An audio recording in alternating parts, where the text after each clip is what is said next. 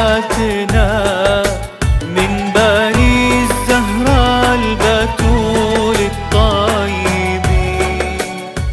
biasa Sayyidina Muhammad bin Muhtar wala rasulullah yang kami hormati para alim ulama, para asatidzah, para tuan guru, khusus kepada Binafillah Al-Ustaz Dedek yang selalu setia membimbing kita, yang setia mengarahkan kita untuk selalu meningkatkan ketakwaan kepada Allah Subhanahu wa taala. Orang tua kita bersama ayahanda, guru kita Ustaz Abdillah, kemudian para orang tua kita yang hadir pada majelis yang mulia, majelis yang penuh berkah ini. Mudah-mudahan kehadiran guru-guru kita semua tentunya akan menambah lebih barokah majelis kita pada malam ini. Hadirin sekalian, juga hadirat dan hadirin sekalian, alhamdulillah, syukurlah berkat taufik Allah, berkat pertolongan Allah Subhanahu wa taala, malam hari ini kita kembali bisa berkumpul, bisa hadir dengan rangka untuk menghadiri kegiatan rutin yang sebelumnya selalu kita istiqomah bersama, yang beberapa lalu melakukan menyambut datangnya bulan suci Ramadan.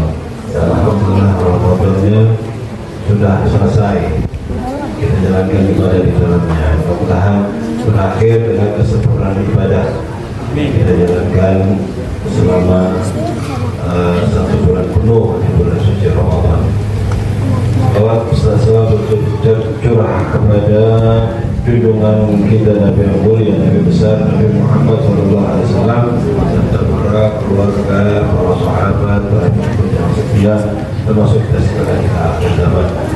Hadirin dan hadirat yang dimuliakan Allah Subhanahu wa taala, malam hari ini guru kita menyatakan bahwa majelis zikir Miftahul Jannah ini kembali resmi dibuka. Ya, hari ini insyaallah mulai kembali kita istiqomahkan. Ya, setiap bulan kita berkumpul mengikuti kegiatan majelis ta'lim, sekaligus juga majelis zikir dan juga silaturahim di antara kita. Alhamdulillah istiqomah kemarin kita sudah istiqomah selesai kita jalankan ibadah Ramadan, kita tetap istiqomah, maka kita tingkatkan lagi istiqomah. Kita bersama-sama kita mengikuti kegiatan zikir, khususnya zikir Asmaul Husna yang biasa kita jalankan di majelis Miftahul Jannah. Mudah-mudahan zikir kita ini mampu, artinya betul-betul meningkatkan kualitas takwa kita kepada Allah Subhanahu wa taala. Karena selama yang kita jalankan juga termasuk bagian daripada Allah, bagian daripada mengingatkan kita kepada Allah Subhanahu wa taala. Aku adalah Allah, ya, tidak ada Tuhan melainkan aku. Wa aqimus shalah, dan jalankan sholat, dirikan sholat untuk aku. Pikir ya memang kita diperintahkan oleh Allah Subhanahu wa taala kepada yang beriman, alladzina amanu dzkurullaha dzikran katsiran, perintahkan untuk banyak berzikir, ya, bukan hanya berzikir tapi banyak berzikir kepada Allah Subhanahu wa taala. Orang beriman,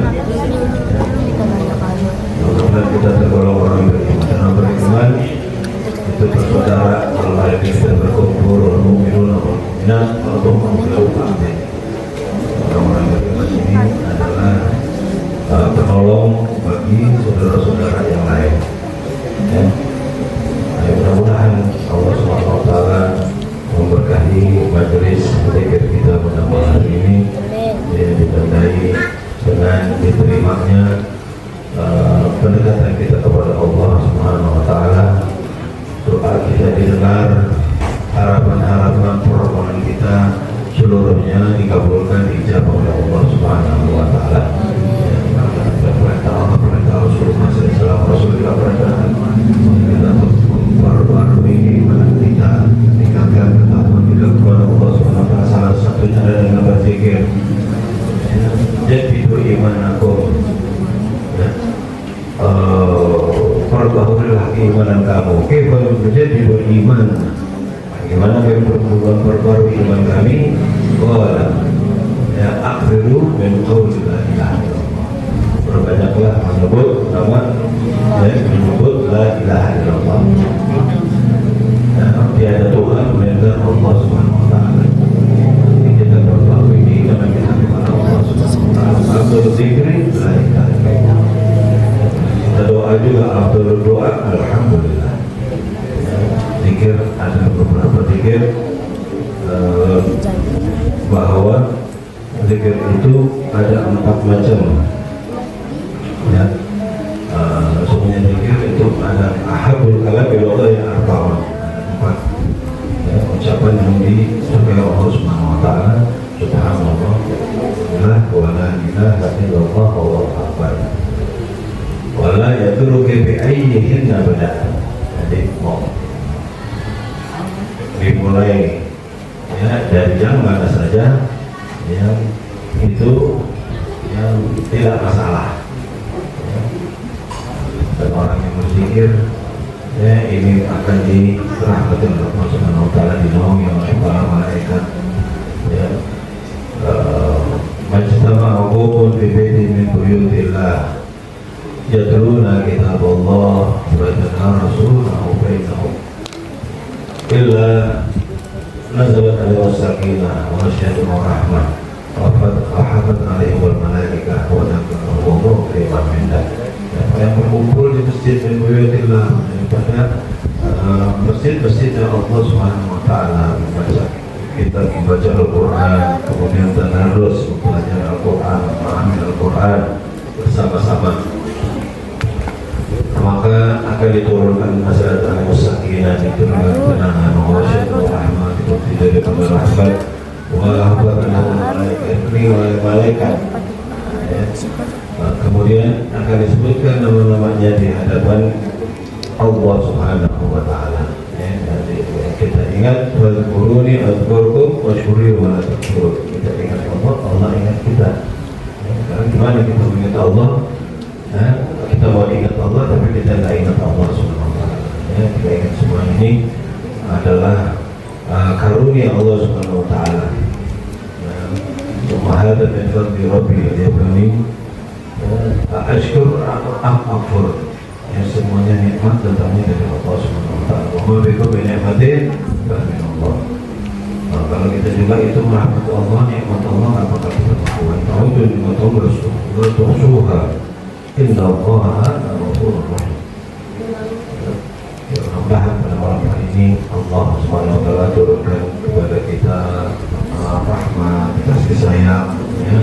Juga berikan kita janji-janji berupa pahala, berupa ampunan Allah Subhanahu wa taala. Guru-guru kita semuanya diberikan kesehatan Allah Subhanahu wa taala, bisa setia, bisa selalu membimbing kita menuju jalan kebaikan, menuju jalan yang diridhai oleh Allah Subhanahu wa taala. Mari sama-sama kita awali baca zikir kita, mengirimkan surat Al-Fatihah yang kita hadirkan untuk para orang tua kita yang telah mendahului kita, guru-guru kita. Allah Subhanahu wa taala menjadikan kubur mereka dicucurkan rahmat Allah Subhanahu wa taala, diberikan ampunan Allah Subhanahu wa taala, diluaskan alam kuburnya. Allah Subhanahu wa taala jadikan kuburnya raudhatan min riyadil jannah. Dan kita yang mendoakan Allah Subhanahu wa taala senantiasa berikan kenikmatan, berbagai macam kenikmatan, termasuk nikmat panjang umur ya. Nikmat panjang umur ini kita gunakan untuk menambah bekal buat keselamatan kita dari dunia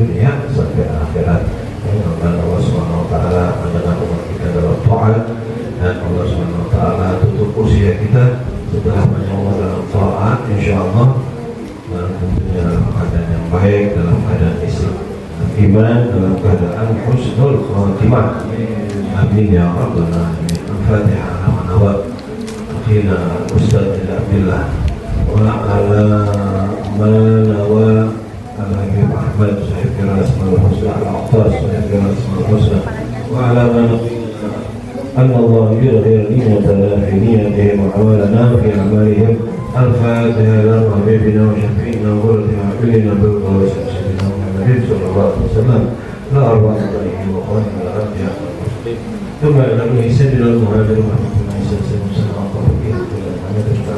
جميع ساداتنا على العالم ثم إلى رئيس حبيب عمر صاحب الراتب حبيب عمر بن عبد الرحمن العطاس الشيخ علي بن عبد الغالب الشيخ عبد الله بن الحداد حبيب علي بن محمد بن سلمة حسين بن مسمار بن حسين بن علي بن شادد أي محمد بن عبد العطاس بن عبد الله بن مسلم بن عبد الله ثم إلى رئيس سلمة بن علي بن عبد الرحمن حبيب علي بن عبد الغالب عبد الرحمن بن علي بن سلمة القاسم سالم بن الجنة وأصوله وأخرهم والمنتسبين إليهم ثم إلى روحه خصوصا الحبيب محمد بن عبد الله بن حسن العطاس صاحب قراءة أسماء الحسنى ثم إلى أرواح أموات آلهة البلدة من المسلمين والمسلمات والمؤمنين والمؤمنات أن الله يغفر لهم ويرحمهم ويعلي درجاتهم في الجنة ويعيد علينا بركاتهم وأسرارهم وأموالهم وعلومهم ونفاتهم في الدين والدنيا والآخرة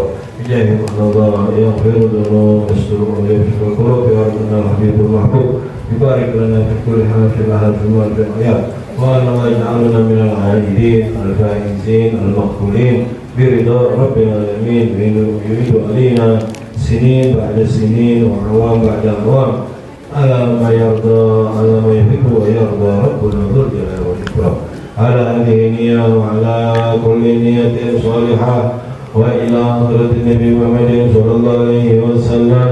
الفاتحة.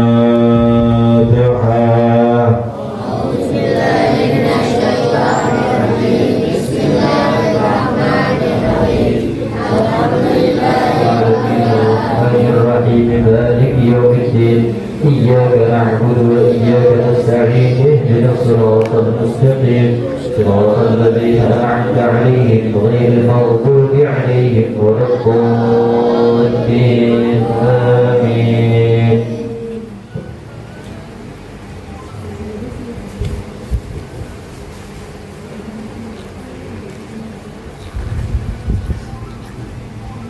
Sekalian, mari kita mengikuti pembacaan zikir Asmaul Husna yang biasa diawali dengan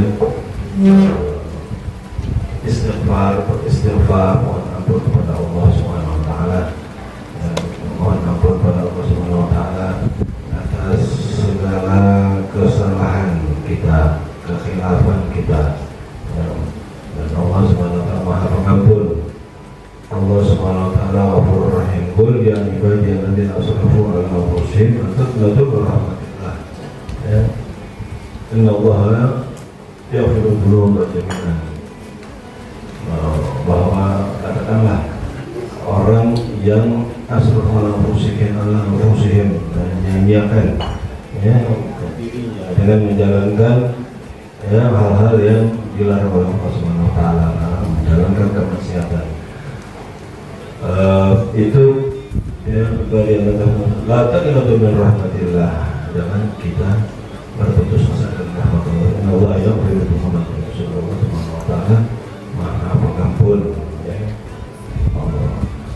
Kalau kita punya salah banyak masuk atau yadlil nafsah wa yastaghfirullah yadlillah ghafurur rahim. Punya salah, keliru, kita mohon ampun kepada Allah Subhanahu wa taala. Kita dapatkan Allah Subhanahu wa taala Maha Rahim, ya, Maha Pengasih, lagi Maha Penyayang. Ya. Allah itu rahmati ya wasi'at kulli syai'. Jadi rahmat Allah SWT meliputi segala sesuatu. Tuba liman wajada fi sahifatihi istighfaran katsiran.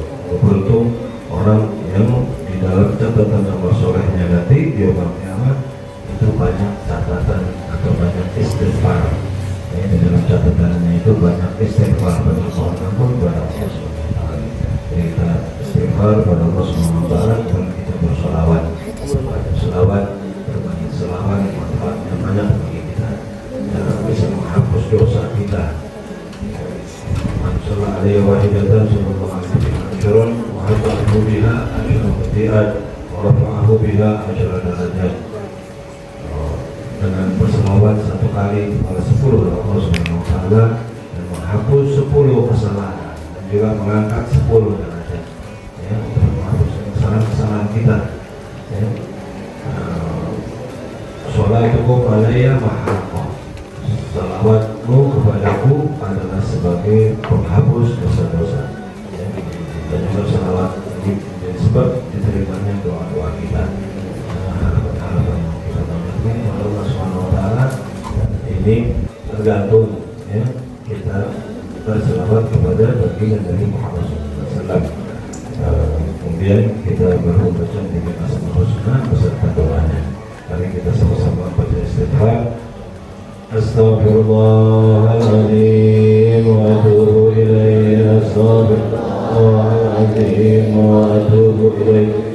Astaghfirullahaladzim wa atubu ilaihi. Astaghfirullahaladzim wa atubu ilaihi. Astaghfirullahaladzim wa atubu ilaihi. Astaghfirullahaladzim wa atubu ilaihi. Astaghfirullahaladzim wa atubu ilaihi. Astaghfirullahaladzim wa atubu ilaihi. Astaghfirullahaladzim wa atubu ilaihi. Astaghfirullahaladzim wa atubu ilaihi. Astaghfirullahaladzim wa atubu ilaihi. Astaghfirullahaladzim wa atubu ilaihi.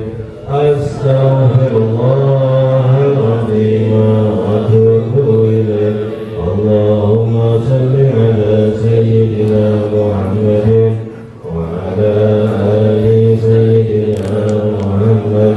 Allahumma salli ala sayyidina Muhammadin wa ala ali sayyidina Muhammad. Allahumma salli ala sayyidina Muhammadin wa ala ali sayyidina Muhammad. Allahumma salli ala sayyidina Muhammadin wa ala ali sayyidina Muhammad. Allahumma salli ala sayyidina Muhammadin wa ala ali sayyidina Muhammad. Bismillahirrahmanirrahim. Bismillahirrahmanirrahim. Walillahil asmaul husna. Walillahil asmaul husna. Fad'uhu biha. Fad'uhu biha. As'aluka wallahu Ya Allahu alladhi alladhi la ilaha illa huwa la ilaha illa huwa ar-rahmanu ar-rahmanu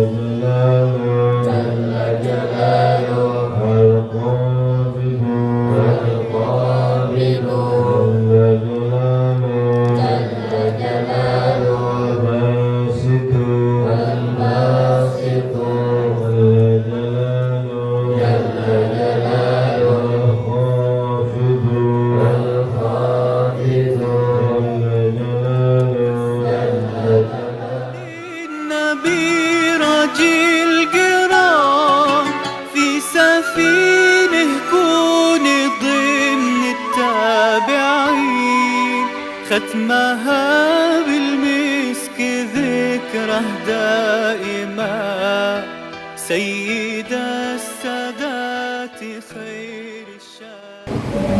Selanjutnya mari sama-sama kita dengarkan daripada pembacaan kitab Taqriratus Sadidah yang diubah oleh penjelasan dari saya punya guru yaitu Al-Habib Zain bin Ibrahim Sumir yang ditulis oleh Sayyid Hasan bin Ahmad Al-Qab, yang mudah-mudahan kita bisa ambil pelajaran, ambil keberkahan dari guru-guru kita seluruhnya. Amin amin ya rabbal alamin. Insyaallah Al-Habib Sayyid Ahmad Sayyid Habib Ali bin Ahmad As-Segaf sedang di perjalanan. Habib Ahmad sedang di perjalanan. Sambil menunggu Habib Ahmad tiba, kita baca daripada kitab Taqriratus Sadidah, yaitu terakhir kita baca kita bahas tentang air. Nah, sekarang kita sampai kepada bab as-siwak, babus siwak, yaitu bab yang membahas tentang siwak. Nah, siwak ini termasuk dari urusan-urusan kebersihan badan. Siwak.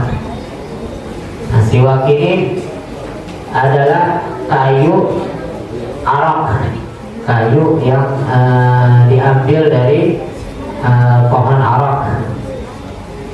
Nah, siwak itu sendiri menurut bahasa adalah adalak, mengusap. Kalau kita bilang menggosok, begitu, menggosok.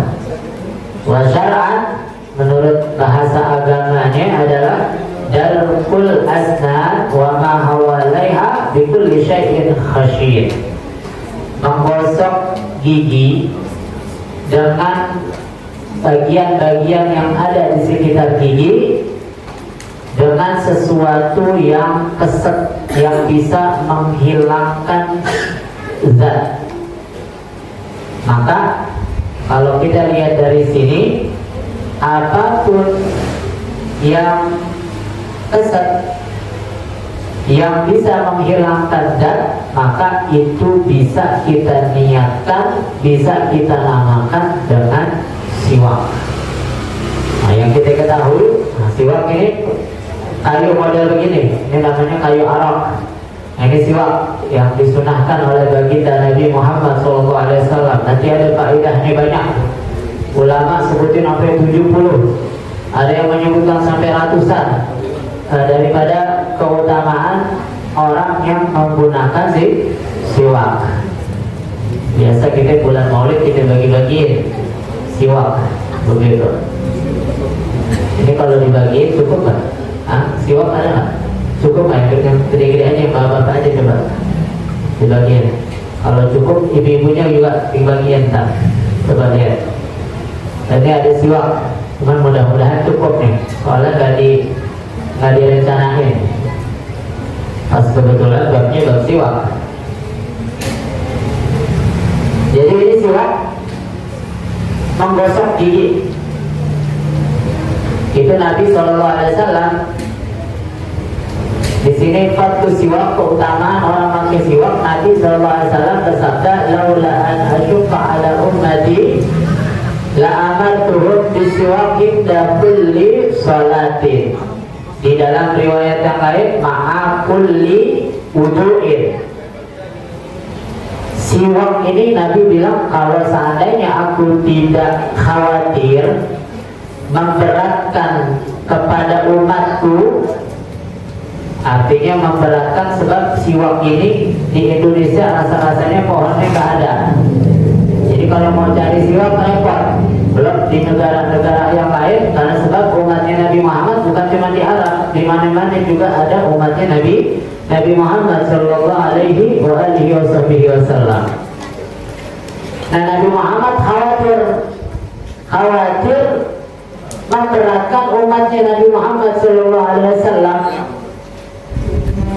Kalau seandainya tidak memberatkan, pasti kata Nabi, saya akan perintahkan setiap sholat pakai siwak, setiap wudhu pakai siwak. Nah, ini kalau udah Nabi ada rencana mau perintahin, tentunya Nabi Muhammad itu paling sayang sama umatnya. Kan kita tahu Nabi Muhammad itu paling sayang kepada umatnya. Nah, biasanya orang kalau sama orang yang disayang, nggak ada perintah, nggak ada keinginan kecuali itu adalah kebaikan atau keistimewaan. Kita sayang sama anak kita suruh anak kita untuk kerjain sesuatu yang baik, itu pasti sesuatu yang istimewa, yang hikmahnya atau faedahnya akan kembali kepada itu anak.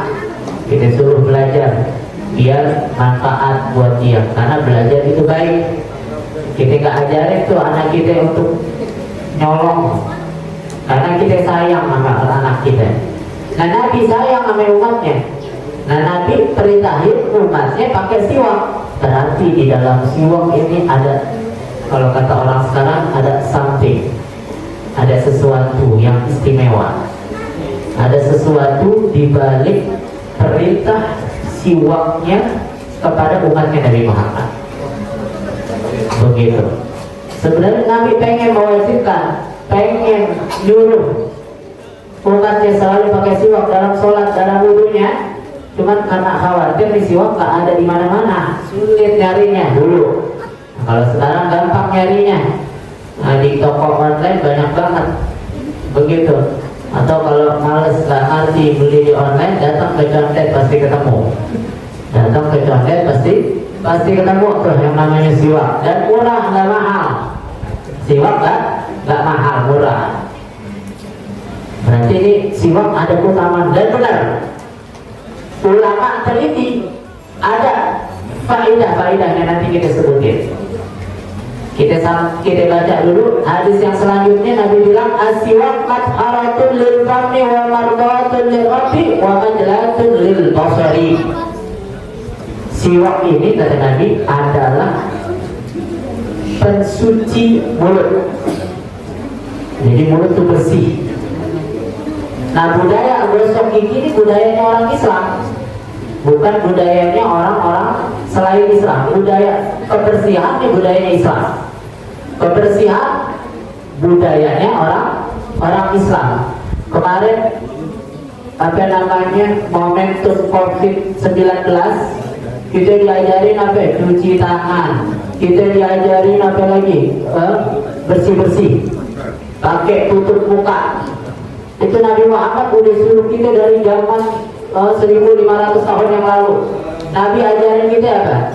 Kalau mau makan cuci tangan. Nabi ajarin kita apa? Kalau bangun tidur cuci tangan. Tangannya jangan dicelupin ke kolam. Ambil gayung siram atau nyalain keran siram. Jangan langsung dicelupin ke kolamnya. Itu Nabi ajarin begitu. Nabi udah ajarin kebersihan kepada kita. Nah, cuman kita banyak lupanya, akhirnya diingetin pakai COVID-19 begitu.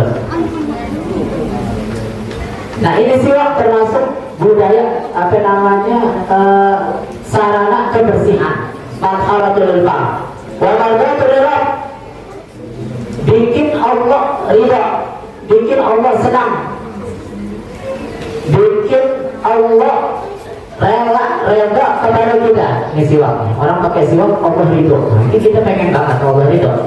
Kalau udah Allah ridho, udah tentram semuanya. Bahkan tuh Sayyidatuna Rabi'ah al-Adawiyah, tokoh sufi, tokoh wanita yang ahli sufi, Rabi'ah al-Adawiyah. Beliau bilang tuh, saya nggak peduli Allah letakkan saya di surga atau Allah letakkan saya di neraka. Yang penting Allah ridho. Udah gak peduli siksaan yang diterima atau nikmat yang didapati, gak peduli badannya, gak peduli sakit atau senang. Yang penting Allah ridho. Itu udah magon kecintaan, mahabbah kepada Allah yang tingginya luar biasa. Begitu. Ini Sayyidatuna Rabi'ah Al-Adawiyah. Gak peduli apapun nikmat di surga, gak kepengen, gak ngiler pengen sama nikmatnya surga. Cukup dengan ridhonya Allah. Makanya pakai siwak dikit mendatangkan ridhonya Allah. Nikmat. Pakai siwak simpel juga bersih mulutnya, Allah ridho. Wa majallatul basar, dikit matanya tajam.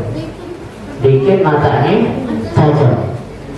Ini disebutin oleh Nabi SAW sekelumit dari faidah menggunakan siwak. Di riwayat yang lain, dikit setan kesal, dikit setan benci. Di dalam riwayat yang lain. Terus Nabi bilang, as-salat rak'atani bisiwakin khairun min sab'ina rak'ah bighairi siwak. 2 rakaat kita kerjain dengan menggunakan siwak sebelumnya itu lebih unggul, lebih baik, lebih bagus dibandingkan sholat 70 rakaat tanpa siwak. Jadi kalau kita sholat qobliyah subuh misalnya pakai siwak, begitu. Terus dengan orang yang nggak pakai siwak, pahalanya beda. Pahalanya beda. Padahal cuma pakai beginian doang. Tadi kata siwak itu menggosok gigi dengan sesuatu yang khasyib, yang keset, yang bisa menghilangkan zat. Apapun, pakai kayu arang gini kalau kita punya bisa. Atau kalau nggak ada kayunya gimana? Darurat, pakai sorbannya, pakai bajunya. Atau ulama bahkan bilang boleh pakai jari, tapi jari temannya, jangan jari sendiri, jari temannya. Cuma temannya mau apa enggak tuh? Jarinya dipakai siwak, mau apa enggak orangnya tuh? Ada yang mau, ada yang kagak, tapi masih ada yang mau kan? Jadi siwak tuh saking penting. Atau pakai tisu, kita pakai baju mungkin jember, kalau sekali masih lumayan, kalau berkali-kali kan lumayan, bisa kuning tuh baju. Pakai tisu bisa juga, begitu. Atau pakai kayu yang lainnya yang khasyin, keset. Atau kita ketika sikat gigi, pakai odol sikat gigi, kita niatin itu bersiwak, dapat pahala siwak. Cuma dibedakan dengan niat. Makanya itu Allah tegasin dalam Al-Quran, Qul hal yastawil ladina ya'lamuna wal ladina la ya'lamun. Tentunya tidak akan sama orang yang ngerti ilmu agama dengan orang yang tidak ngerti ilmu agama. Tidak akan sama, beda. Duduknya orang yang berilmu boleh jadi berbeda dengan duduknya orang yang tanpa ilmu. Padahal sama-sama duduk bareng. Kita datang ke sini nih, contohnya gampangnya. Kita datang sini, setiap kita punya niat masing-masing lain-lain. Secara keseluruhan, niat apapun kita pasti dapat berkahnya, kita pasti dapat ampunannya. Sebab Nabi yang tegesin, pasti orang duduk di hadis majlis ilmu, dosanya pasti diampuni, rahmat pasti didapatkan. Itu udah pasti. Tapi di balik itu, kalau kita datang dengan niat yang tambah atau niat yang baik yang lainnya, niat silaturahmi, niat menghilangkan, memerangi kebodohan, niat iskot menggugurkan kewajiban untuk ilmu, niat ingin berkumpul, bertegur sapa dengan kaum muslimin, niat ingin menggembirakan hati seseorang karena dengan datangnya kita bergembira sahibul baitnya. Terus niat semakin banyak niatnya, setiap niat diganjar pahala. Beda apa yang datang aja tanpa niat, beda. Dia berpahala memang, tapi pahala yang niatnya lebih banyak lagi pahala yang dia dapatkan. Nah, pakai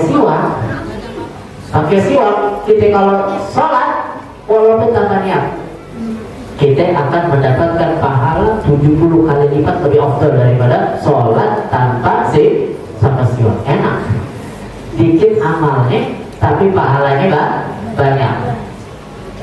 Begitu.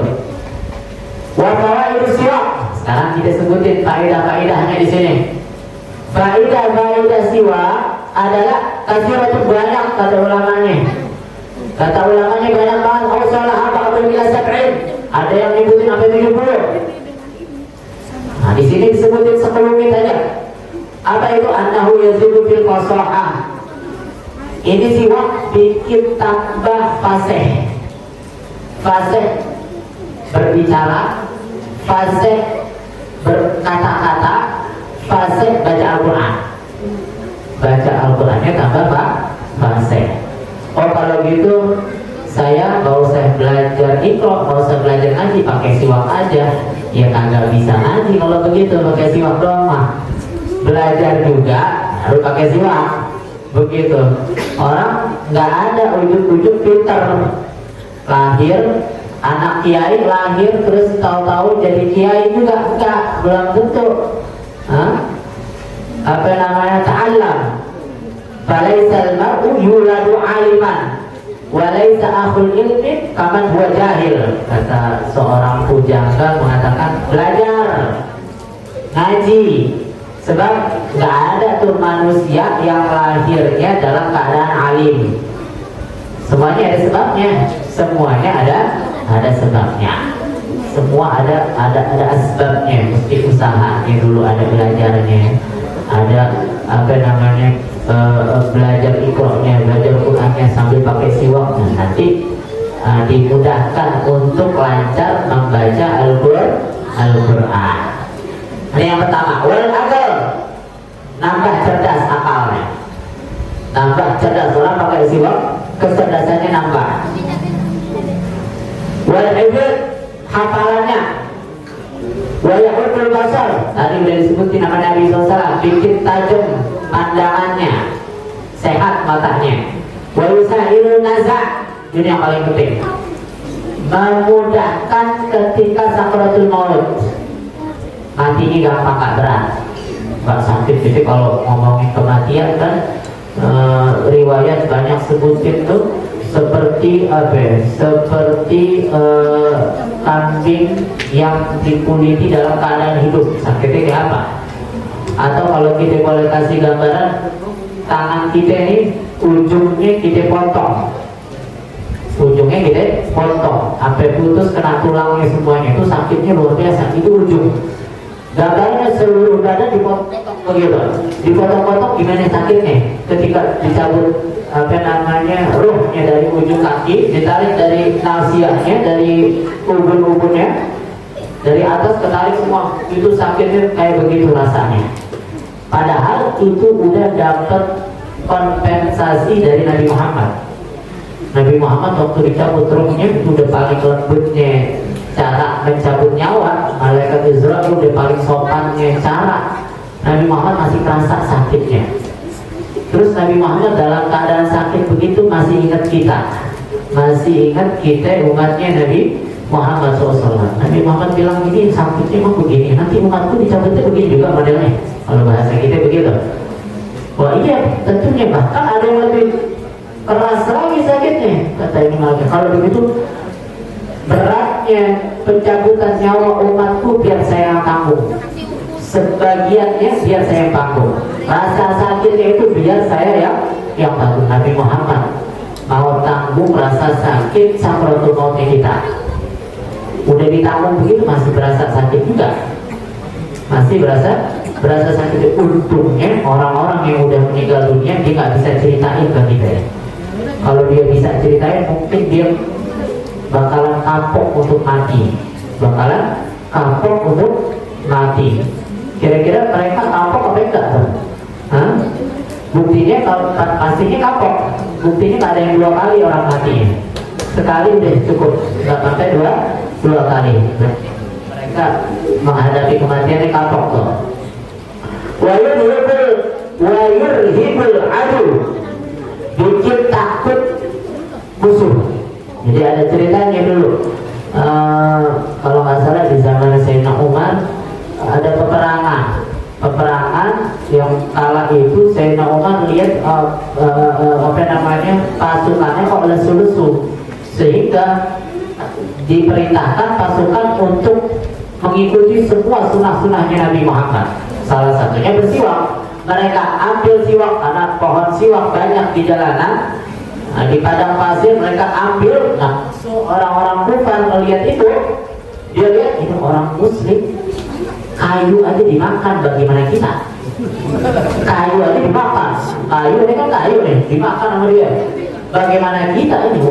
Dia takut. Akhirnya timbul rasa takut. Begitu timbul rasa takut. Itu rasa takut itu apa namanya? Salah satu strategi perang. Strategi perang kan kalau orang udah takut, udah apa yang dilakukan biasanya salah aja tuh. Kalau udah ketakutan. Walida'iful ajru, dilipat gandakan pahalanya. Tadi udah disebutin dalam hadis. Walida'iful syaibah, bikin awet muda, nggak cepat tua. Nah, boleh dicoba ini. Boleh dicoba. Nggak tahu udah terangkat atau belum, dicobain aja deh. Bikin awet muda. Nah, Nabi Muhammad SAW jenggotnya itu putihnya kurang lebih 14 atau 16 saja. Nggak ada ubannya Nabi Muhammad SAW. Rambutnya hitam, jenggotnya cuma ada 16 biji atau 14 biji, kelihatan putihnya. Seperti kita sekarang masih kecil aja, banyak banget ubannya, begitu. Wayukayibu ra'atal bang, bikin harum bau mulut. Wayuzilul qalah wa sufratul astan, bikin bersih itu dari kuning-kuning di gigi. Wayusyutul lista, bikin kuat gusi. Wayusaffil khilqah, bikin bersih tenggorokan bersih dari balgam, dari dari reak dan lain sebagainya. Wayudirrab, bikin ridha Allah. Wayubayyibul asnan, bikin putih. Wayurisul ghina wal yusur, ini yang lebih canggih, bisa bikin orang mendapatkan kemudahan dalam hidup dan juga bisa bikin kaya orang. Kalau udah kaya biasanya ada penasarannya nih. Nah, kalau udah bikin sebab kaya biasanya ada penasarannya. Bikin kaya. Wayudirrab sudah, bikin hilang sakit kepala. Wa qulub ra'as, sama. Wa yusahhihul ma'idah, bikin sehat lambung dan bikin kuat lambung.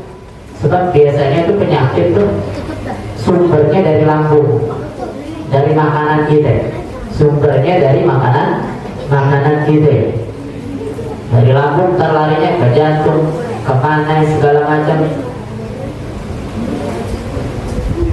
Wa a'lamuha annahu yudzakiru syahadata 'indal maut. Yang paling penting dari yang disebutkan tadi itu semuanya adalah bisa mengingatkan dan memudahkan seseorang menyebutkan kalimat la ilaha illallah ketika wafat. Nah, ini paling penting. Yang paling penting itu Nabi Muhammad SAW bilang, innamal a'malu bi khawatimiha.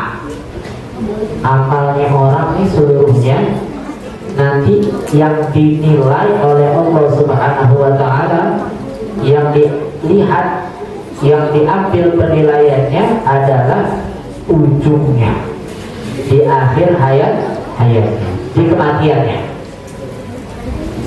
Maka ini apa namanya, bisa jadi kabar gembira, juga bisa jadi kabar yang menakutkan buat kita.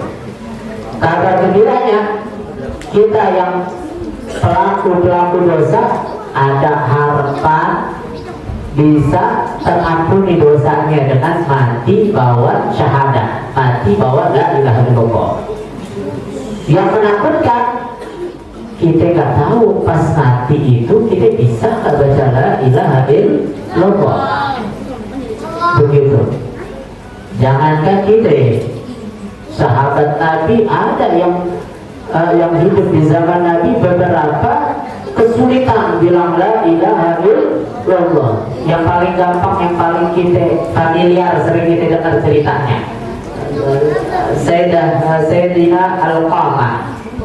Sayyidina Al-Qamah kesulitan bilang kalimat la ilaha illallah, padahal sholatnya rajin, hidupnya bareng Nabi, sezaman Nabi, sahabat begitu.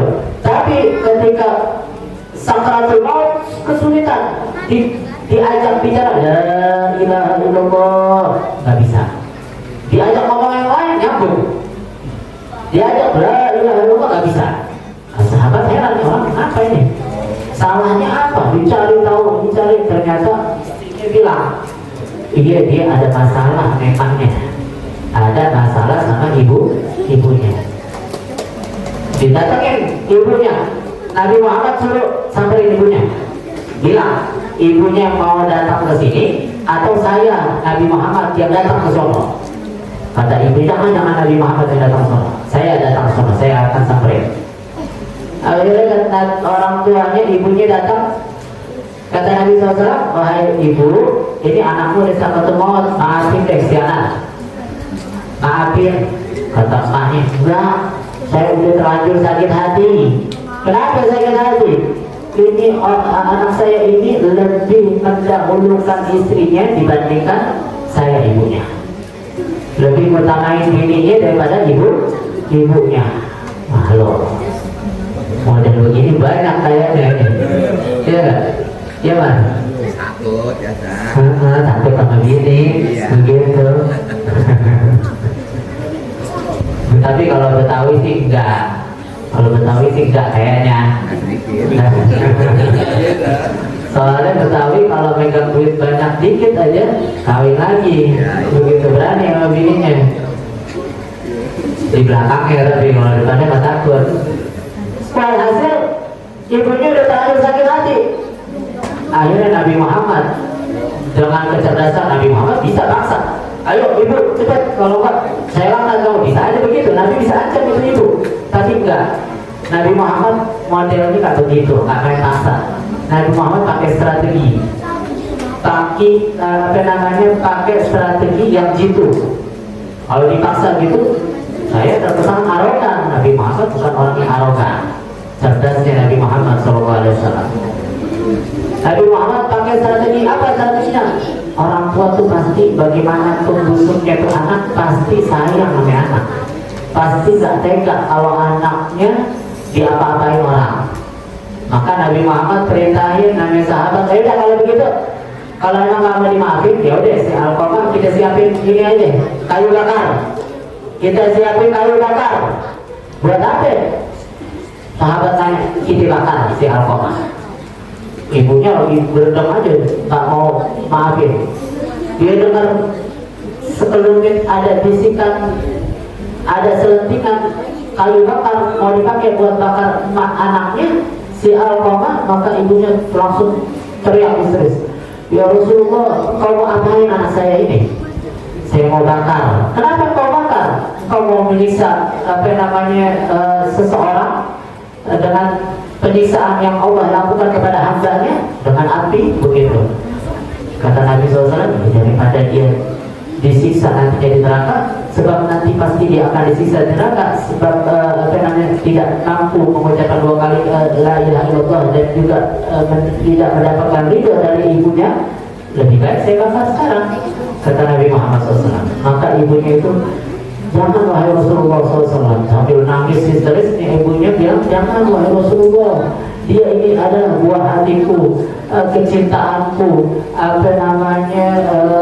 anak kesayangan, itu sebut panjang lebar. Sehingga kalau begitu saya udah maafin, kesalahan dia, saya udah lupain, saya maafin kesalahan yang dia lakukan.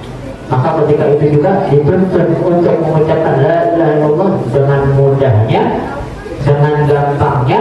Al-Qamah mengucapkan 2 kalimat la ilaha illallah. Nah ini yang kita pengen.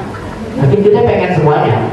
Kita begini pakai pakaian gamis, pakai kopiah, pakai imamah segala, belum tentu matinya bahwa la ilaha illallah.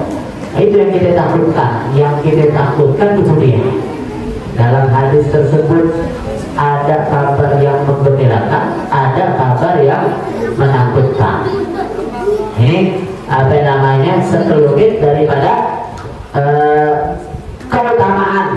keutamaan menggunakan siwak, memakai siwak. Ini sunnah. Sunnah pakai siwak ini sunnah. Maka jangan kita tinggalin. Sunnahnya mau ngapain aja, mau bangun tidur lebih ditekankan lagi, mau sholat lebih ditekankan lagi. Kemudian dalam keadaan apapun kita sunnah menggunakan siwak. Alhamdulillah, ahlan wa sahlan wa marhaban di huduri Habib dan Allah Sayyid Ahmad bin Sayyid Walid Habib Ali bin Abdurrahman Segar.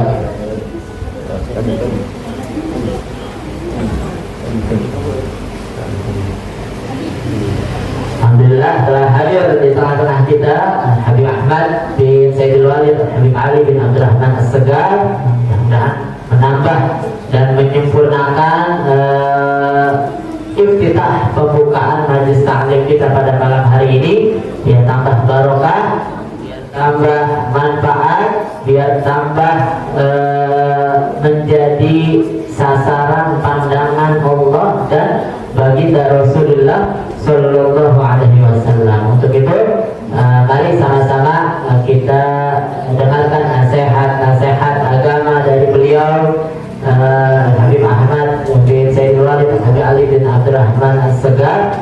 Kita pasang telinga kita pasang hati kita agar apa yang kita dengar bisa kita amalkan dalam kehidupan kita sehari-hari. Kepada Habib Ahmad bin Sayyidul Walid Habib Ali bin Abdurrahman As-Segar, waktu dan tempat akan dengan segala hormat. Sallu ala Muhammad. خير الورى صاحب الكعبة مع الركن اليمين ولبيت المصطفى ساداتنا من بني الزهراء وسيف المسلمين والصحابة للنبي رجل. Assalamualaikum warahmatullahi wabarakatuh. Alhamdulillahirabbil alamin wal aqibatu lil muttaqin wala udwana illa 'alal zalimin. Wassalatu wassalamu ala sayyidil awwalin wal akhirin qaidil qur'il muhajjalin sayyidina wa habibina wa maulana Muhammad wa ala alihi wa sahbihi min yawmina hadza ila yaumiddin. Allahumma shalli ala sayyidina Muhammad ibtahi babi rahmatillah dada bahfidillah salatan wa salaman daimain bidawam wa ala alihi wa sahbihi al-mabad. Yang kita cintai, kita hormati guru kita Ustaz Fadil, Ustaz Abdul Wahab, beserta keluarga, orang tuanya, ya, keluarga besarnya, kita doain semua panjang umur, sehat, afiat, berkah ilmunya, berkah dakwahnya, berkah semua murid-muridnya, anak yatimnya, dan begitu juga semua para jamaah sekalian. Semoga Allah Subhanahu wa Ta'ala senantiasa berikan kita keselamatan, kebahagiaan di dunia wal akhirah. Ya, hadirin para jamaah sekalian, tadi kita sudah dengar apa yang diajarkan atau yang disampaikan oleh guru kita. Sekarang kita sudah masuk pada bulan apa, Dzulqa'dah. Ya, masuk kita kepada bulan haji ini. Ya, Dzulqa'dah, Dzulhijjah. Tanpa terasa dan sekarang ini sudah banyak saudara-saudara kita yang sudah sampai ke Makkah untuk melaksanakan ibadah haji. Mudah-mudahan yang amin tahun depan bisa nyusul kemana? Puncak, Pondok Gede katanya. Ya, kita amin aja dah ya. Amin ya robbal. Tuh. Jadi masalah haji, karena ini kita sudah masuk kepada bulan haji. Di dalam kitab An-Nasaih Diniyah dan Imam Haddad, beliau mengatakan haji itu adalah fardun lazimun mahkumun ala kulli muslimin mustati'in fil umri maratan. Ibadah haji itu hukumnya adalah wajib, fardu ya, yang mesti, yang harus dilaksanakan pada setiap kaum muslimin, tapi yang mampu. Bil umri marrah, seumur hidup satu kali. Wa kadzalika umrah, begitu juga umrah. Makanya Allah Ta'ala katakan wa atimul hajja wal umrata billah, laksanakanlah, sempurnakanlah, laksanakanlah ibadah haji dan ibadah umroh semata-mata karena Allah. Belum cukup duitnya untuk biaya ongkos naik haji, cuma ada buat umroh. Berangkat jangan.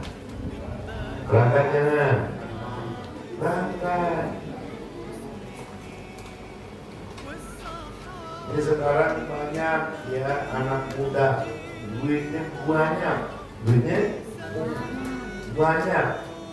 tergolong mampu, tapi juga di haji. Poin hapus aja dia mampu. Orang muda anak muda sekarang pintar-pintar cari pulusnya, betul nggak? Anak saya pelajari, ya betul dia pintar, ya.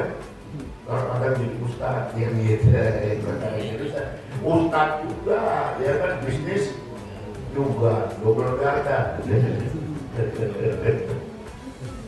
Masya Allah. Ya, kalau kayak saya nggak mau sepak, nggak bisa bisnis begitu ya. Saya mah pengen banyakin kontrakan aja dah, betul nggak? Iya. Kayak abang ini ya, Masya Allah ya, doain ya, duitnya biar banyak berkah, ya berkah yatim, ya berkah tahun. Kembali lagi, ya kenapa demikian? Ini urusan haji. Jadi kalau kita udah mampu, jangan tunda-tunda. Kenapa? Takut kita masuk dalam kategori yang Nabi ancam, yang Nabi peringatin. Apa peringatan dari Rasulullah? Man malaka zada wa rahilata tuballighuhu ila baitillahil haram walam yahujja awalam yahujja wala alaih insya'a an yamut yahudiyan atau nasrani. Nabi ancam tuh, Nabi peringatkan, man malaka zada, siapa orang yang memiliki bekal, maksudnya punya fulus. Pergi haji pakai fulus ya, kalau pakai daun, pakai fulus. Masya Allah, ini berat keluarin duit nih. Kalau ibadah yang lain kan ya kecil kan, kecil. Tapi kalau urusan yang ngeluarin duit, mana Betawi kan ngeluarinnya kalau apa tuh ya? Mantap. Apalagi enak plus 200 juta, 250 juta, 200 juta, 400 juta. Kan ada rasa, ada lupa, betul nggak? Ya. Buat gitu tuh. Makanya nanti kasih tahu ibadah haji, ibadah umroh adalah ibadah yang bikin kita kaya, bukan miskin. Mana ada di kampung kita orang pergi haji berkali-kali coba miskin kagak ada, nggak ada. Yang perintah Allah bikin kita susah, perintah Nabi bikin kita sengsara, belangsak, ada. Saya berkali-kali haji, berkali-kali umroh, gitu. Duit saya nggak putus-putus.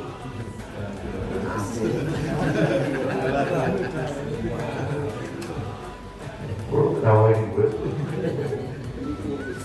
Nah, itu tambah banyak, tambah banyak. Orang punya duit kelihatan, mukanya segar.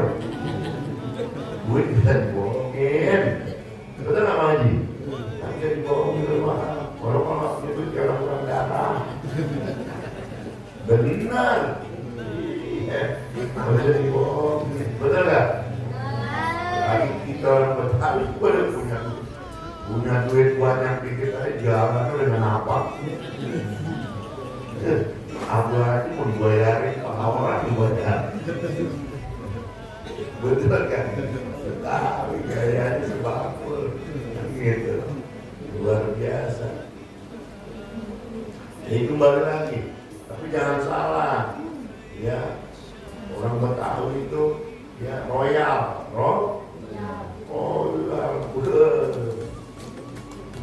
Masya Allah. Coba yang belanja banyak di sono, di mana Mekah Madinah, ya itu. Aku aja mau beli itu. Betul ya? Iya. Makanya orang Arab panggil ya, bagi Siti Rahmah kan gitu ya. Siti Rahmah tuh. Paling gampang itu. Kalau beli dia pakai nawar dikit, ya kan gitu. Iya, gengsinya betul tapi. Betul gak? Halo Mas Alhamdulillah. Jadi kembali lagi tuh, ya, Nabi kasih tahu siapa orang yang punya bekal buat apa yang diperlukan selama perjalanan pulang perginya. Kita nih kalau mau pergi haji mau umroh, minta sama Tuhan yang enak, yang enak, yang nyaman. Jangan bikin susah diri kita, jangan. Punya duit nikmatin, punya duit Betawi, punya duit nikmatin. Elah, betul ya? Punya duit orang Cilandak, betul nggak? Ya, hotel kalau perlu ada bintang 7 kita booking. Jangan kan bintang 5, bintang 7 puyeng. Tuh, jelas gak? Maksud saya apa? Jangan kita kalau ibadah lagi haji, ya kita cari yang minta sama Tuhan yang nyaman, di Arafahnya yang nyaman, di Minanya yang nyaman, semuanya yang nyaman. Itu ajak bini nggak? Hoi, ajak bini kita ajak. Jangan satu, bini kita ya, ajak. Di Mekah ada setan ya? Di Mekah ada setan ya? Ada. Setannya laki perempuan. Itu dia, makanya saya di luar bilang apa? Kalau pergi haji ajak istri kita, betul nggak? Kenapa? Allah, perempuan dan yang jelek didono. Betul nggak? Nah, kalau ada bini kan aman, betul nggak? Aman nggak? Aman. kita lihat, wah, Bobi ya, itu ganteng jadi kita di sono, yang ini bilang, ya, betul gak? Iya. Dan lain kalau di sono hawanya beda. Masya Allah, kita ini sambil saya ingat nih ya, itu lagi. Ya bekal buat keluarga yang kita tinggalin juga harus sampai kita pulang, jangan kita pergi haji tapi apa, anak bini belanja, anak bini belanja susah minjem duit ya, itu mah belum mampu ya, lagi utang banyak jangan ya, itu beresin dulu dah, beresin dah urusan emak ya, manusia beresin. Nah itu yang tergolong mampu, badan sehat, karena ibadah haji itu mencakup ya fisik. Makanya kalau masih muda, ada kesempatan, ada kemampuan, berangkat. Kenapa? Berat. Dari Arafah, kemudian Muzdalifah, kemudian ke Mina, wah ala jumlah jalan diputar-putar, saya krek gitu. Betul nggak tahu, tapi kalau masih muda, jalan berkilo-kilo, kecil kan? Kecil, itu. Sekarang kita maki-aki, tua-tua ambil semangat. Nah itu ya, perjalanannya aman ya, naik kendaraannya aman, berangkat deh, yuballighuhu ila baitillah walam ya'udja. Nah kalau kondisinya dia udah model demikian, nggak mau pergi haji kata Rasulullah, bala alaih, yang nggak ada pilihan lain, dia bakal mati. Pilih mau mati cara Yahudi ya, jadi orang Yahudi apa Nasrani. Tuh ngeri nggak? Ngeri itu. Jadi kalau kita punya rezeki, nah ini kan sekarang kan kalau yang namanya mampu kan, kita lihat ya, umroh berapa sih paling murah? 25 ya, nggak dapat 30 dah, rendah, betul nggak? 30. Nah kita bisa kredit motor sebulan sekitar setengah bisa. Dan masa nyalain modal bisa gope, betul nggak? 3 bulan buat umroh, atau ada duit nih, haji berapa? 65 juta sekarang, 53 juta, tapi umur udah ya udah wala asli ya, kalau sekarang 53, ntar 20 tahun lah, 10 tahun yang paling cepat, betul nggak? Bisa nggak 10 tahun? Buat yang tua-tua bisa, tapi kan belum tentu hidup, betul nggak? Belum 10 tahun ya, lah besok aja nggak ada yang bisa jamin umur kita ya, jangankan besok, sejak dari sekarang aja nggak ada yang bisa jamin. Betul kan? Jadi jangan nungguin hari esok ya, kalau urusan kebaikan ya. Kenapa? Umroh dulu deh, umroh juga wajib, betul gak? Ya, umroh dulu yang wajib. Sayang duitnya, jangan pakai sayang. Gitu, kalau orang Betawi begitu prinsipnya ya, sekarang begitu. Dan besok urusan lain cerita lagi, rezeki beda lagi, amin. Nah begitu, saran saya kalau udah tua ya, jangan pakai nyetor kelamaan. Mau kepedean banget loh, pokoknya sampai 10 tahun, pede banget loh, betul nggak? Jangan udah berangkat langsung umroh.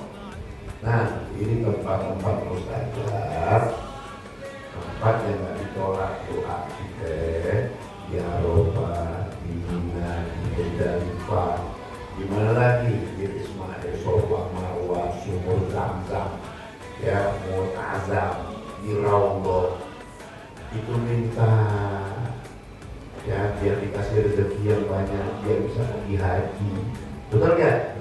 Biar bisa balik lagi ke situ sama anak bini, buru-buru masuk bulan-bulan. Bagus nggak? Bagus.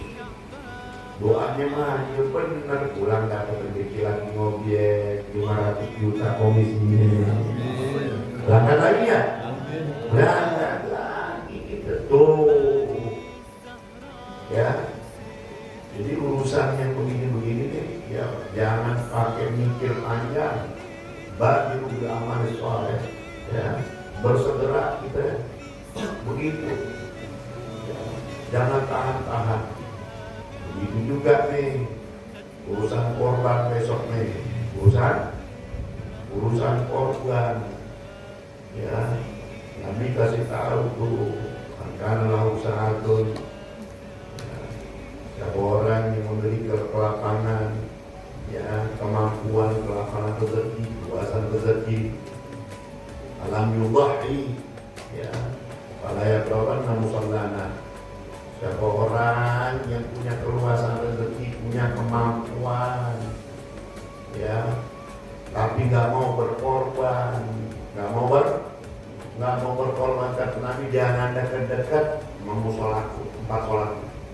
Wah, itu kan sama aja kita diapain sama Rasulullah. Makanya Imam Abu Hanifah mewajibkan hukum daripada korban menurut mazhab Imam Abu Hanifah sendiri nih, ya itu wajib per individu. Wajib. Nah kalau Imam Syafi'i kan agak sunnah ainiyah dari munfarid, ya. Sunnah ainiyah, ya sunnah yang ain, ya hukum yang sunnah muakkadah tuh, ya sunnah yang ditekankan. Kenapa sunnah muakkadah? Ya karena Nabi nggak pernah tinggalin nih, nggak pernah tinggalin. Tapi kalau kita udah korban, udah motong nih 1 ekor kambing, ya kita punya keluarga 7 orang, udah terwakilin. Kalau mereka tidak motong kambing itu namanya sunnah kifayah, ya. Itu ada fardu ain, ada fardu kifayah. Ya, seperti kayak nyulat jenazah itu fardu kifayah. Buat kita fardu sebetulnya, fardu juga, ya. Nyolat jenazah, tapi karena ada saudara-saudara kita yang nyolatin juga, ya, kita udah diwakilin tuh, jelas ya, kayak gitu. Tapi kalau semua keluarga kita itu mampu, harus itu sunnah ainiyah, ya, per orang harus potong 1 ekor kambing, jelas nggak? Itu, nah, ini kan masyarakat kita.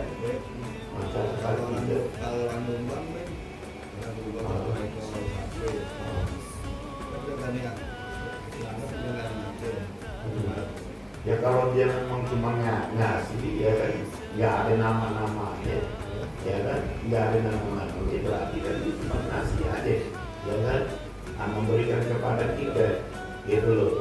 Nah, buat anak yatim nih, ya kan. Tapi kalau dia memang memberikan nama, berarti kan dia, ya niat korban atas nama-nama yang memang dia berikan, gitu. Tapi kalau memang dia memang hanya memberikan aja, ya boleh kita apa namanya, itu namanya itu diberikan itu, ya. Tapi asal dia nggak niat korban, ya. Ada sapi atau boleh diberikan kepada kita, dia bisa masukin apa? Bikin kasih nama-nama. Ya boleh selama dia nggak meniatkan korban, kan gitu. Jadi harus jelas, ya. Biasanya orang kalau ngasih begitu tanpa ada nama-nama, ya berarti memang dia memberikan aja, ya gitu. Apa namanya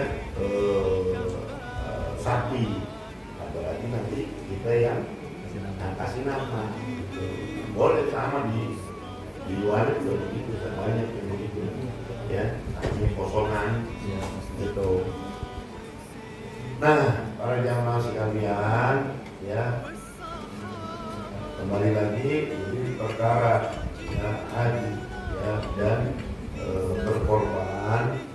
Jadi korban itu bukan setahun ya, berkah korban itu setahun sekali, mau sunnah korban ataupun korban wajib ya, boleh setahun sekali, bukan setahun umur hidup, bukan setahun umur. Kalau akikah itu sekali seumur hidup, nggak ada akikah tiap tahun, jelas nggak? Nggak ada. Kalau haji seumur hidup sekali, tapi kalau yang namanya korban itu setiap tahun ya satu kali. Jadi kalau ada orang dari masyarakat kita begitu, asal ditanya berkorban nggak? Aku udah. Kapan? 5 tahun yang lalu. Nah, jadi dianggapnya apa? Sudah seumur hidup gua udah korban sekali udah cukup. Enggak begitu. Jelas nggak? Gitu. Jadi kita niatin ya Rob, mudah-mudahan ada rezekinya ya. Saya mau sunnah korban kan gitu. Nah, gimana? Di majlis tahun kamu biasa begitu. Ya, saya kembali lagi. Ya, jadi masalah perkara haji ini bukan perkara orang punya duit. Orang yang nggak punya duit juga banyak bisa pergi haji. Makanya kalau kita ada orang yang tidak ngundang ya tetangga kita mau pergi haji, mau pergi umroh, bikin ratiban, datang pulang dari haji, pulang umroh juga kita datang apa yang minta doa oleh dua-duanya. Tapi yang paling penting doa. Kenapa? Doanya orang yang mau pergi haji itu manjur, kata Nabi Muhammad. Manjur. Lalu bilang dakwatul haj kata ya dakwah apa namanya? Doanya orang yang mau pergi haji sampai dia pulang belum lihat Ka'bah aja doanya udah manjur. Tuh, belum lihat Ka'bah. Doanya udah manjur. Tuh. Ya, jadi kita lihat ada tukang bubur naik haji, ada tukang somai naik, ada tukang becak naik haji. Benar, tukang becak naik haji di Malang, ada tukang ojek naik haji, tukang kebun naik haji, ada tukang cukur naik haji. Itu zaman Jadi Wali pernah cerita ya, dulu di Manggarai itu stasiun itu kalau kita mau ke stasiun Manggarai itu kanan kirinya tuh pohon asam gede dan memang bukan di zona aja, kebanyakan dulu nih 50 tahun yang lalu ya 45 tahun yang lalu, 40 tahun dah 45 tahun yang lalu itu tukang cukur bukan kayak sekarang barbershop betul mah, wah di kios-kios keren, enggak di pohon, betul nggak Bang Haji? Di pohon, mangkanya di bawah pohon, udah ya dia bikin beden sendiri apa dia buka sendiri taruh itu, ada alat-alat listrik juga ada. Jadi kalau kita masuk ke model begini nih itu ada alatnya stick namanya, cek. Mana terus terang aja paling gampang ada pakai stick. Nah dulu rambut anaknya masih kecil keriting, nggak mau tutup kena stick nyangkut, nangis ya, menjerit kaki susah digabung itu stick. Makanya saya paling syukur pakai stick ya, paling suruh ya cepat ngehe ya. Betul kan? Cepat dulu dong, cepat udah keren. Ya, itu tukang cukur di Manggarai bertangga ya di belakang rumahnya atau depan rumahnya itu rumah betul. Ada janda udah tua, tua asli janda. Dia pengen pergi haji cuma nggak punya mahram, nggak punya mahram. Ini jangan salah nih, ya di kebanyakan masyarakat kita mahram dibilang muhrim dibilang kalau muhrim itu orang yang ihram berpakaian ihram itu namanya muhrim gitu. Ya kalau mahram itu diharamkan ya gitu. Itu mahram ya. Kita dulu sama bini kita tuh ya apa namanya batal wudhu makanya mahram dia gitu. Nah kembali lagi ya ditawarin dia tawarin itu si janda nawarin tukang cukur tambah mau pergi haji nggak bang? Dia bingung nih. Maksudnya gimana bu? Saya mau ajak apa? Jadi mahram saya. Jadi mahram saya. Ya, karena dia nggak punya sanak famili, dia bingung nyari mahramnya siapa. Akhirnya tetangga lagi, kami cukur depan rumahnya Ponasem. Oh, nggak mau. Tawarin gratis, tulis ya. Ini kahit kan gitu ya, halal. Menang banyak tuh. Akhirnya tukang cukur bisa berangkat haji. Jadi waktu itu pernah cerita ya sampai begitu. Nah sebaliknya dulu saat saya masih di Rubat Haji di Madinah tahun 95 ada peristiwa di asrama haji Pondok Gede. Ribuan jamaah udah ada di asrama haji tapi nggak bisa berangkat. Kurang apa itu di Indonesia? Kenapa? Karena Inggris daftar tunggu. Ribuan jamaah haji udah di asrama. Coba tuh. Di asrama udah nyetor belum? Udah rakiban belum? Udah tangis-tangisan belum? Udah diajarin belum? Lah udah rapi kok lagi. Oh 95 masa ribuan nggak bisa berangkat haji. Tuh orang 70 bayangin. Tuh nggak berangkat bayangin. Apa namanya nih? Nah Allah Ta'ala belum undang. Makanya kita jauh sayaran. Jangankan itu masih jauh. Ini orang Mekah. Dulu ada murid saya dulu ada namanya Kiai Ahmad Mukir Rorotan, kandang sapi. Ya kampungnya namanya kampung kandang, tapi lah kandang wala sapi. Lah kandang wala, tapi namanya itu kandang sapi. Dulu mungkin banyak ya di Rorotan dulu. Tahunnya berapa? 40 berapa? Ya kalau salah. Itu beliau tiap tahun bawa rombongan haji. Begitu sampai di Mekah, dia menginap di satu apartemen atau pondokan. Yang punya pondokan itu janda orang Indonesia. Datang kepada beliau, nemuin. Lalu dia bilang apa? Kiai, saya minta tolong dong sama Kiai. Apa wajib yang bisa saya bantu?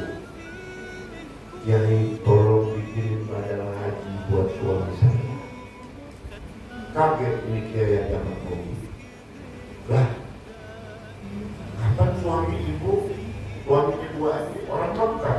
Betul, suami saya orang Mekah. Suami saya orang Mekah, lahir di Mekah, warga negara Saudi. Bahkan tiap tahun katanya nih, ya kerjanya ngurusin jamaah haji di maktab haji nomor sekian. tapi dia keburu meninggal mengaji, belum bikin haji, belum melaksanakan ibadah haji. Coba orang Mekah, lahir di Mekah, bahkan kerjaannya di maktab haji alias ngurusin haji itu.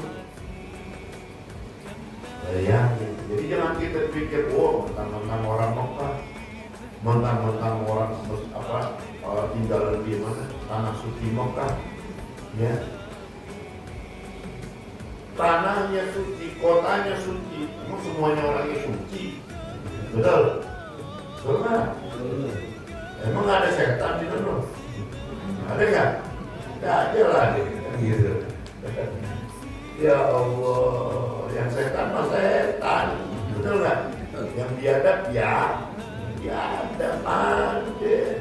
Yang bikin gaduh, yang ini kebanyakan orang kita kan, Allah, baik sangkanya cakep, betul nggak? Nah, jadi dipanggil Siti Rahmah, aja. Iya. Nah, ini satu gambaran buat kita, ya. Nah, buat kita yang pengen berangkat haji. Dan ada juga orang saking sibuknya, saking ya nggak punya banyak waktu, saking kayaknya dia haji mah cuman hitungan urusan, paling haji ya cuman 10 hari, Allahumma 2 minggu, ya. Begitu bayar, minta matrakonnya, saya cuma cukup ya sekian hari aja, hanya 10 hari aja. Ya, selesai manasik paling 2-3 hari saya kembali ke tanah air. Jadi bapak nggak ke Madinah lagi, enggak, saya nggak ke Madinah.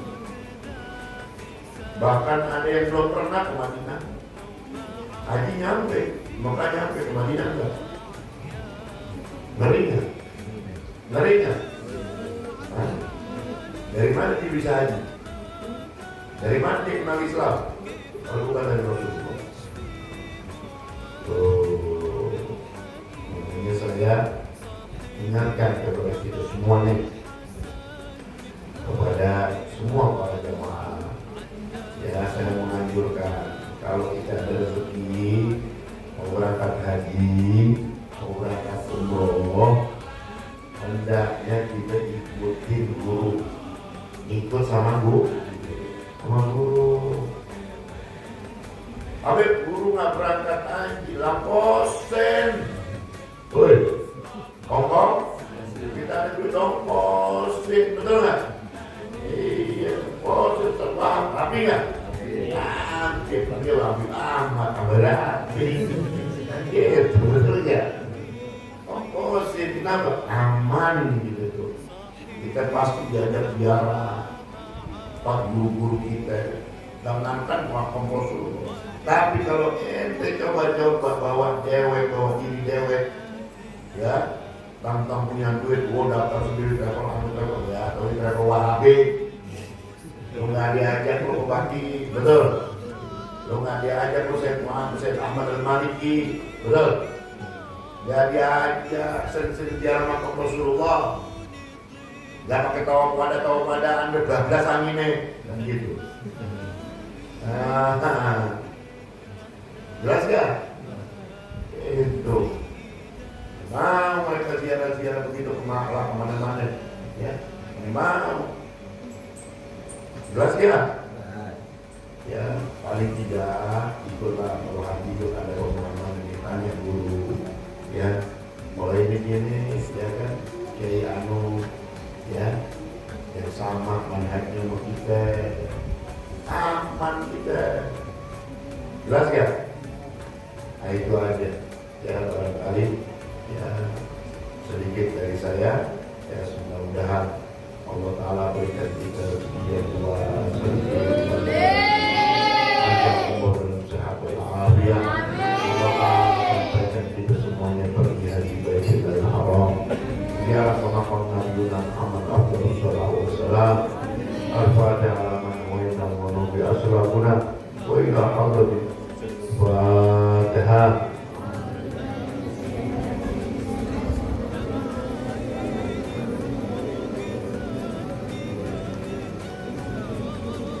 Allah.